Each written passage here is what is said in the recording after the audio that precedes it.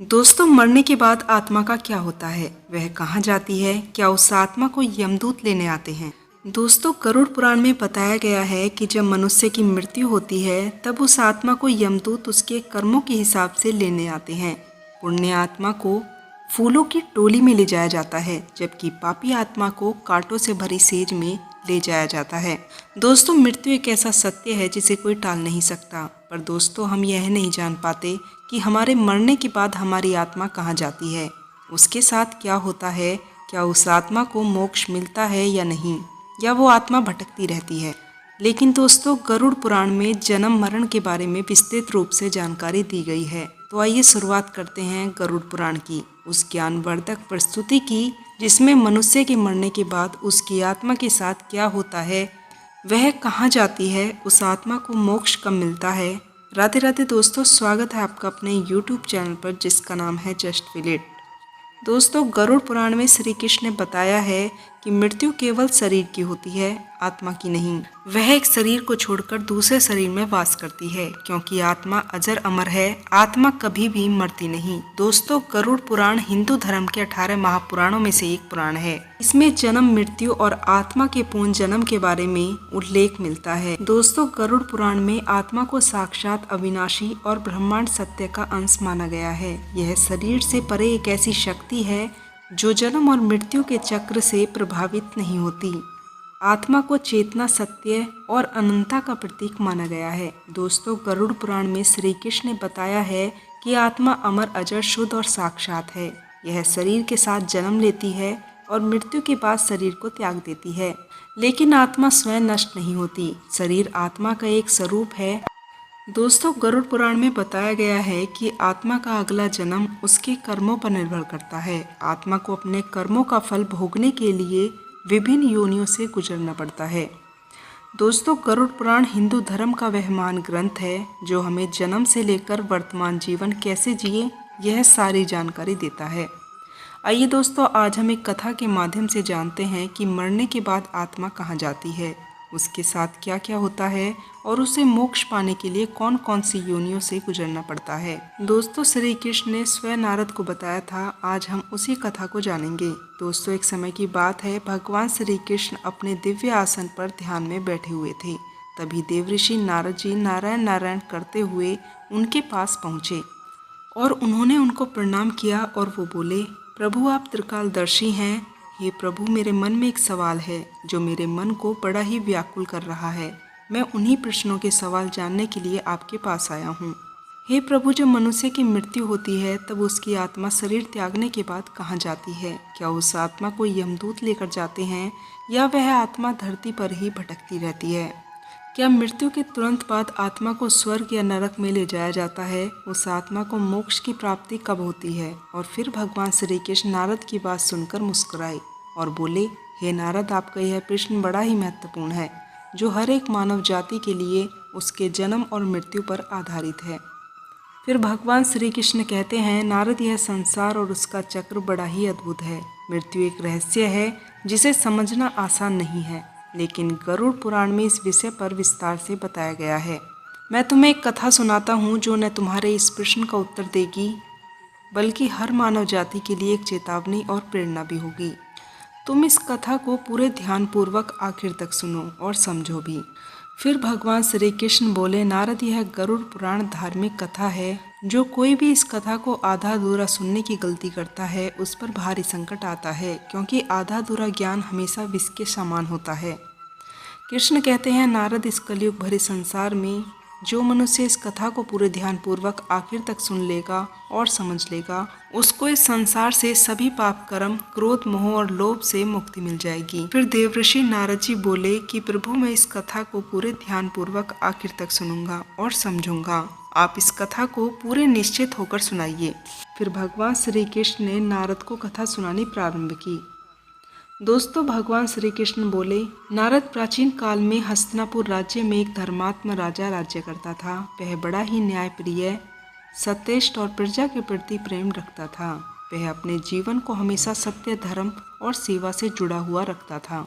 लेकिन जैसे जैसे उसका समय बीत गया वह मृत्यु के और करीब जाने लगा। उसे मृत्यु की चिंता सताने लगी। एक दिन उन्होंने देवऋषि नारद को बुलाकर पूछा कि हे देवऋषि नारद, जब मनुष्य की मृत्यु होती है तब मृत्यु के बाद उसकी आत्मा के साथ क्या होता है? क्या हमारे द्वारा किए गए कर्म हमारी आत्मा को प्रभावित करते हैं? फिर नारद ऋषि ने कहा, राजन, जब मृत्यु का समय आता है तो प्राण धीरे धीरे शरीर से निकलने लगते हैं। फिर नारद ऋषि ने कहा, राजन, जब मृत्यु का समय आता है तो प्राण धीरे धीरे शरीर से निकलने लगते हैं। मृत्यु के अंतिम में व्यक्ति को अपने पूरे जीवन के कर्म अच्छे और बुरे एक अदृश्य चित्र की भांति दिखाए जाते हैं, जैसे कि वह कोई फिल्म देख रहा हो। जब आत्मा शरीर से निकलती है तो यमदूत या देवदूत उसके कर्मों के अनुसार उसे लेने आते हैं। यह मनुष्य कर्मों के आधार पर होता है। फिर उसके बाद आत्मा अपने कर्मों के अनुसार यात्रा से गुजरना पड़ता है। यदि मनुष्य अपने जीवन में अच्छे कर्म पुण्य किए हैं तो यमदूत उसे स्वर्गलोक लेकर जाते हैं, जबकि पापी मनुष्य की आत्मा को यमदूत नरक में लेकर जाते हैं, जहां उसे यमराज द्वारा दंड दिया जाता है। फिर नारद बोले, राजन, मैं तुम्हें एक कथा सुनाता हूँ जो तुम्हारे हर प्रश्न का उत्तर देगी। तुम उस कथा को पूरे ध्यान पूर्वक सुनो और समझो। फिर नारद ऋषि ने कथा सुनाते हुए कहा, राजन, एक बार की बात है, यमराज के दरबार में एक व्यक्ति की आत्मा लाई गई। वह व्यक्ति अपने जीवन भर स्वार्थ, पाप और लोभ अहंकार में लिप्त रहा। यमदूतों ने उसे यमराज तक की कठिन यात्रा कराई। उसे विभिन्न यातनाएं दी गई। आत्मा को 48 दिनों की यात्रा कराई गई, जहां उसे भयंकर यातनाओं का सामना करना पड़ा। जहां उस आत्मा को कांटों और पत्थरों से भरे मार्ग पर चलाया गया, जहां उसने अपने स्वार्थ के लिए किसी को धोखा दिया था। फिर उस आत्मा को धधकती हुई आग में जलाया गया, जहां उसने अपने स्वार्थ के लिए किसी को भी मारा पीटा था। वह अपने आप को सबसे बड़ा समझता था। फिर भी उस आत्मा की सजा पूरी नहीं हुई। हर रोज यमदूत राक्षस उसकी परीक्षा लेते और उसे सजा देते।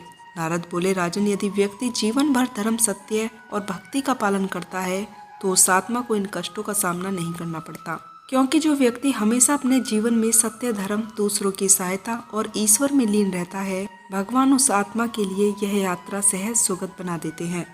दोस्तों, फिर नारद ऋषि ने आगे कहा, आत्मा को यमलोक पहुंचाने के बाद यमराज के सामने उस आत्मा को प्रस्तुत किया गया, जहां चित्रगुप्त आत्मा के साथ कर्मों का लेखा जोखा करते थे, क्योंकि चित्रगुप्त के पास हर मनुष्य के जीवन के हर छोटे बुरे कर्मों का पूरा हिसाब रहता था। फिर राजा के कर्मों के आधार पर उसका लेखा जोखा होता है। फिर उसे स्वर्ग या नरक या फिर पुनर्जन्म का निर्णय सुनाया जाता है। यदि आत्मा ने अधिक पाप किए हैं तो उसे नरक में दंड भोगना पड़ता है। यदि उसने पुण्य किए हैं तो उसे स्वर्गलोक में आनंद और सुखद जीवन मिलता है। यदि आत्मा ने अपने जीवन में कुछ कर्मों को आधा अधूरा छोड़ा है तो उसे फिर से पुनर्जन्म की ओर अग्रसर कर दिया जाता है।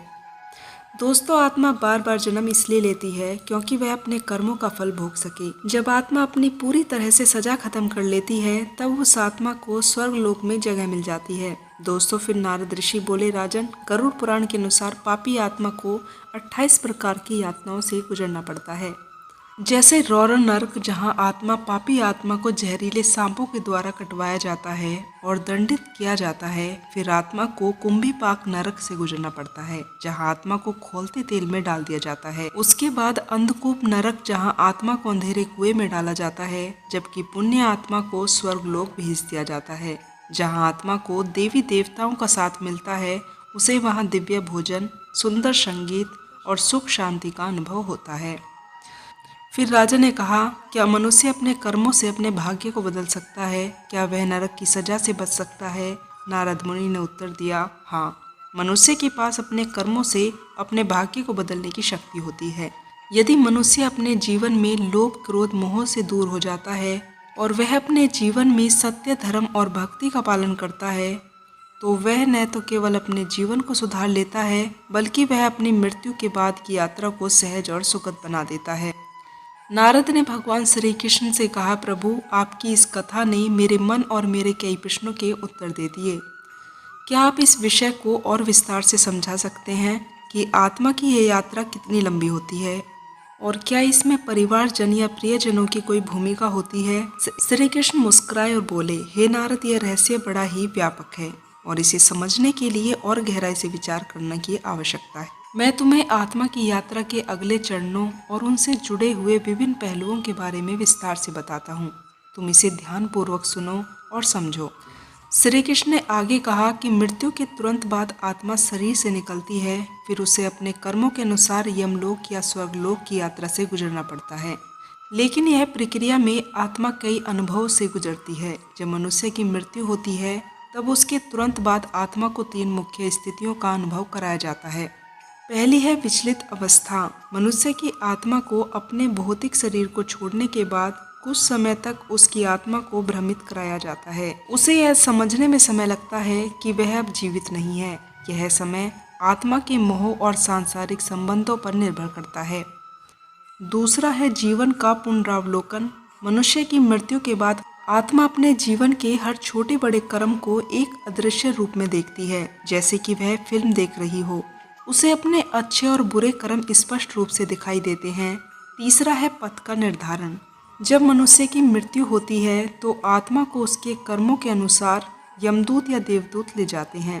दोस्तों, नारद ने पूछा, प्रभु क्या मृत्यु के बाद आत्मा को अपने परिजनों की उपस्थिति का अनुभव होता है? क्या उसे यह पता चलता है कि हमारी मृत्यु हो चुकी है? श्री कृष्ण ने उत्तर दिया, हाँ नारद, जब किसी मनुष्य की मृत्यु होती है तो उसकी आत्मा अपने परिवार और परिवारजनों की गतिविधियों को देखती रहती है। उसे यह आभास होता है कि मेरे परिवार वाले मुझे बुला रहे हैं।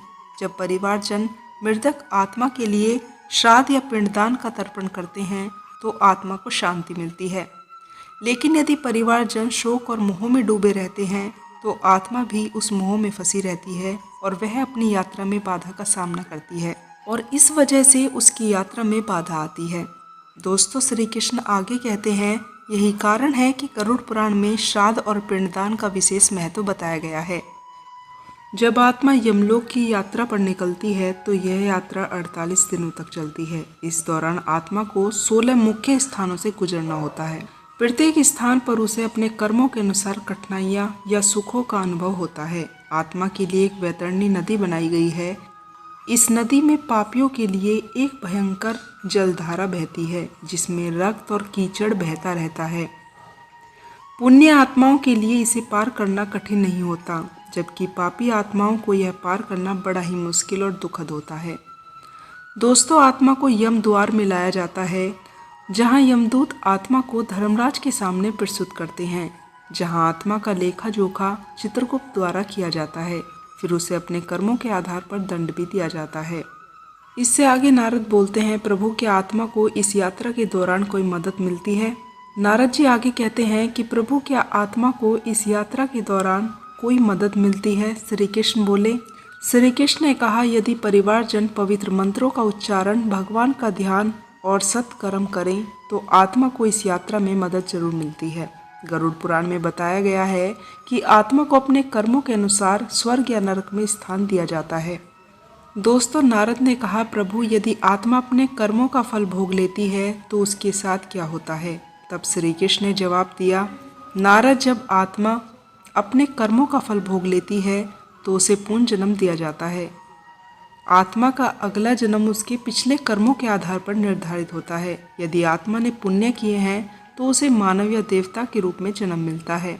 यदि आत्मा ने पाप किए हैं तो उसे पशु, कीट या अन्य निम्न योनियों में जन्म लेना पड़ता है। नारद ने फिर पूछा, प्रभु क्या आत्मा इस चक्र से कभी मुक्त नहीं हो सकती? श्री कृष्ण ने कहा, हाँ, आत्मा के लिए मोक्ष संभव है। जब मनुष्य अपने जीवन में धर्म, सत्य और भक्ति का पालन करता है और सभी सांसारिक बंधनों से मुक्त हो जाता है तो वह आत्मा जन्म मृत्यु के चक्र से मुक्त हो जाती है और परमात्मा में लीन हो जाती है। जो व्यक्ति निष्काम भाव से भगवान का स्मरण करता है उसे मोक्ष मिलता है तथा दूसरों की सेवा, दान और धर्म के मार्ग पर चलने से आत्मा का शुद्धिकरण होता है। और जो व्यक्ति आत्मा और परमात्मा के ज्ञान को प्राप्त करता है वह जन्म मृत्यु के बंधन से मुक्त होकर मोक्ष प्राप्त कर लेता है। दोस्तों, फिर नारद ने भगवान श्री कृष्ण से कहा, प्रभु आपने यह सुनाकर हमारे मनों में से सभी संदेह को दूर कर दिया। अब मैं समझ गया हूँ कि मृत्यु के बाद आत्मा की यात्रा मनुष्य के कर्मों पर निर्भर करती है। मैं अब हर मनुष्य को अपने जीवन में सत्य, धर्म और शांति के मार्ग पर समर्पित करना बताऊंगा। स्वार्थ, पाप और अहंकार को त्यागो, धर्म, सत्य, सेवा और भक्ति को अपनाओ, क्योंकि यही जीवन का सबसे बड़ा सत्य मार्ग है। इससे इससे तुम्हारा आने वाला जीवन सुखद होगा और तुम्हारी आत्मा को भी मोक्ष प्राप्त होगा। दोस्तों, श्री कृष्ण ने इस प्रकार नारद को गरुड़ पुराण के रहस्य की जानकारी दी। फिर श्री कृष्ण ने कथा समाप्त करते हुए नारद से कहा, हे नारद, मनुष्य की मृत्यु के बाद आत्मा की यात्रा उसके कर्मों पर निर्भर करती है। जो व्यक्ति जीवन में धर्म, सत्य और भक्ति का पालन करता है, उसकी आत्मा मृत्यु के बाद भी स्वर्गीय सुखों का अनुभव करती है। लेकिन जो मनुष्य अपने जीवन में पाप और अधर्म के मार्ग पर चला है, उसे नरक की विभिन्न यातनाएं भोगनी पड़ती हैं। मनुष्य को यह समझना चाहिए कि मृत्यु केवल शरीर का अंत नहीं है, बल्कि यह आत्मा के उसके अगले चरण की शुरुआत कराता है, क्योंकि आत्मा अजर और अमर है। वह शरीर त्याग कर दूसरे शरीर में वास करती है, लेकिन उसके कर्म उसे विभिन्न जन्मों और कर्मों के चक्र में डालते हैं। मनुष्य को ध्यान रखना चाहिए कि केवल ईश्वर की भक्ति और सत्य के पालन से ही हम अपनी आत्मा को मोक्ष दिला सकते हैं। फिर नारद ने भगवान श्री कृष्ण को प्रणाम किया और कहा, हे प्रभु, आपकी यह कथा हर मानव जाति के लिए एक प्रेरणा का स्रोत होगा। इस पर चलकर हर मनुष्य अपने जीवन के कर्मों को बदल सकता है। दोस्तों, गरुड़ पुराण हमें सिखाता है कि मनुष्य का जीवन एक बोए हुए खेत की तरह है। मनुष्य खेत में जो बीज बोता है वही फल प्राप्त होता है। उसी प्रकार मनुष्य अपने जीवन में जो जैसा कर्म करता है, उसे मरने के बाद उसकी आत्मा को वही फल भोगना पड़ता है। दोस्तों, मनुष्य की मृत्यु होती है तो उसके प्राण से आत्मा बाहर निकल आती है। यह आत्मा जो सूक्ष्म शरीर में होती है, शरीर से निकलने के बाद यमदूत या देवदूतों द्वारा अपनी यात्रा प्रारंभ करती है। दोस्तों, गरुड़ पुराण के अनुसार यदि व्यक्ति ने अपने जीवन में पाप किए हैं तो यमदूत उसे बांधकर यमपुरी ले जाते हैं, जबकि किसी व्यक्ति ने पुण्य कर्म किए हैं तो यमदूत उसे स्वर्ग की तरफ ले जाते हैं। यह यात्रा 48 दिनों तक चलती है। इस दौरान आत्मा को विभिन्न कठिनाइयों का सामना करना पड़ता है, जिसमें आत्मा को 84 लाख योनियों के चक्र से गुजरना पड़ता है। यह इस बात पर निर्भर करता है कि उसने अपने जीवन काल में कैसे कर्म किए हैं। अच्छे कर्मों से आत्मा उच्च लोकों में जाती है, जबकि बुरे कर्मों से उसे निम्न योनियों में जन्म लेना पड़ता है। दोस्तों, पुण्य आत्मा को स्वर्ग भेजा जाता है, जहां उसे सुख और आनंद मिलता है, जबकि पापी आत्मा को नरक में भेज दिया जाता है, जहां उसे अपने पापों की सजा भुगतनी पड़ती है। दोस्तों, गरुड़ पुराण में 28 प्रकार के नरक का वर्णन किया गया है, जिसमें हर पाप की अलग अलग सजा दी जाती है। जब आत्मा अपने सारे कर्मों की सजा भोग लेती है, तब उसे पुनर्जन्म के चक्र में प्रवेश करना पड़ता है। दोस्तों, गरुड़ पुराण के अनुसार आत्मा को तभी मोक्ष प्राप्त होता है जब वह भगवान की भक्ति, सत्य, धर्म और सेवा के मार्ग पर चलता है। तब आत्मा को मोह माया से मुक्त होकर परमात्मा में लीन होना पड़ता है। दोस्तों, गरुड़ पुराण सिखाता है कि मृत्यु अंत केवल शरीर का अंत नहीं है, बल्कि आत्मा को एक नई यात्रा की शुरुआत कराना होता है और उसे मोक्ष दिलाना होता है। इसलिए हम अपने जीवन में अच्छे कर्म, सत्य, धर्म और सेवा तथा ईश्वर की भक्ति करते हैं। ईश्वर की भक्ति हर आत्मा को मोक्ष की तरफ ले जाती है और हम अपनी आत्मा को नरक की यातनाओं से बचा सकते हैं। दोस्तों, गरुड़ पुराण के द्वारा सभी बताई गई बातों को अवश्य ध्यान रखें और सत्य धर्म की राह पर चलें। इससे आपका आने वाला जीवन अत्यंत ही सुखद और दिव्य होगा। दोस्तों, इसी के साथ मृत्यु के बाद आत्मा का क्या होता है कि यह जानकारी यहीं समाप्त हुई। अगर आपको यह जानकारी पसंद आई हो तो चैनल से जुड़े रहने के लिए चैनल को सब्सक्राइब करें और मोटिवेट करने के लिए वीडियो को लाइक करें। तो दोस्तों, मिलती हूँ श्री कृष्ण के नए उपदेशों के साथ। तब तक के लिए आप लोग अपना ध्यान रखें, खुश रहें। जय सनातन, जय श्री कृष्णा।